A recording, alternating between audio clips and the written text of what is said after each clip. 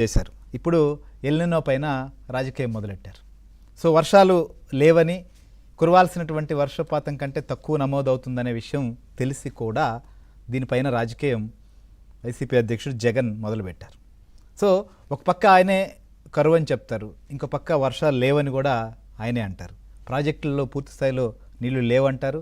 మళ్ళీ ప్రాజెక్టుల్లో ఉన్నటువంటి నీరును రైతులకు సకాలంలో అందించట్లేదని కూడా వారే చెప్తారు. అసలు ఇంతకీ ప్రస్తుతం ఎల్నినో ఎఫెక్ట్ వల్ల ఆంధ్రప్రదేశ్ ఎదుర్కొంటున్నటువంటి పరిస్థితి ఏంటి, లేదా దీని విషయంలో ప్రభుత్వం చేస్తున్నదేంటి, లేదా ఇంకా చేయాల్సిందేంటి, ఈ విషయం పైన ఇటీవల అసెంబ్లీ సమావేశాల్లో కూడా ఎల్నినో పైన చర్చకు పిలుపునిచ్చింది ప్రభుత్వం. కానీ ఎక్కడా చర్చ జరగలేదు. శాసనసభకు వైసీపీ వెళ్ళదు, ఇక శాసన మండలికి వెళ్ళింది. డిఎస్సి విషయాన్ని రద్దంతం చేస్తూ అసలు ఏ అంశం కూడా చర్చకు అవకాశం ఇవ్వాలి. ఇప్పుడు గోదావరి నుంచి కృష్ణా డెల్టాకు నీరు ఇవ్వట్లేదు, లేదా శ్రీశైలం నుంచి రాయలసీమకు పోతిరెడ్డిపాడు నుంచి నీరు తరలించట్లేదు. తాగునీటికి అవసరాలకు నీరు వదిలినా మొత్తం కూడా నీరుని ఇష్టానుసారంగా వదులుతున్నారు తప్ప సాగునీటికి ఇవ్వట్లేదు. ఇది జరుగుతున్నటువంటి రాజకీయం.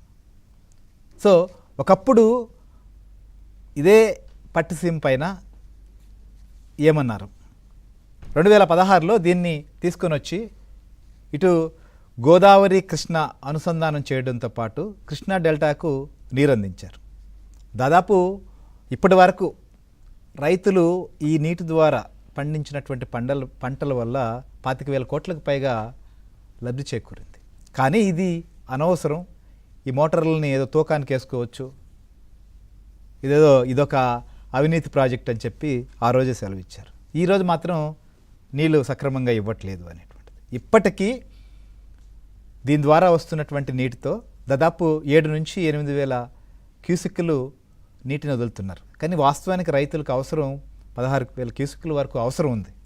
అయినా అందుబాటులో ఉన్నటువంటి దాంతో అందిస్తున్న పరిస్థితి.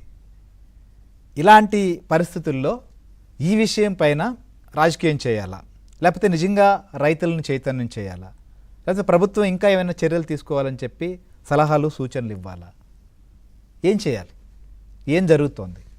ప్రతి అంశాన్ని రాజకీయ కోణంలో చూడడం, లేదా రైతుల్లోనో ప్రజల్లోనో ఒక ఆందోళనను రేకెత్తిచ్చి వారానికి ఒకసారి వచ్చి వెళ్ళిపోవడం కరెక్టా?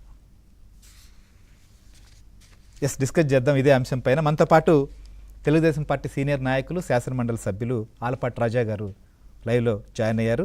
అలానే ప్రముఖ విశ్లేషకులు, అధికార